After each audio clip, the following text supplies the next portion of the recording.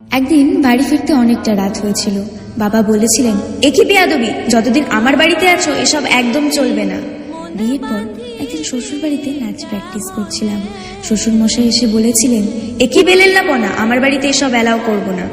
আমার স্বামী আমার চোখের জল দেখে বলেছিল, চিন্তা করো না, আমি বদলি হচ্ছি, শহরের বাড়িটা শুধু আমাদের হবে। নিজের বাড়ি পেলাম, মন খুলে সাজালাম সে বাড়ি। একদিন হঠাৎ দেখা হলো মিষ্টির সাথে, ওকে নিয়ে এলাম নিজের বাড়িতে। শেষে স্বামী বলেই দিল, আমার বাড়িতে এগুলো আমার একদম ভালো লাগে না। কেন কে জানে উত্তরটা দিয়ে দিলাম, তোমার বাড়ি মানে তোমার সেই বাড়ি যেটাকে তুমি শুধু নিজের বাড়ি ভেবে গর্ব করো। এ বাড়িতে আমারও সমান অধিকার আছে তোমার মতো। তোমার বাড়িকে ঘর আমি বানিয়ে তুলেছি, ঘাম রক্ত ঝরিয়ে। মেয়েদের নিজের বাড়ি হয় না জাতীয় কথা বলে মেয়েরা যদি নিজেরাই নিজেদের অধিকার ছেড়ে দেয়, তাহলে গৃহহীন হয়ে বাঁচবে তারা, গৃহহীন হয়ে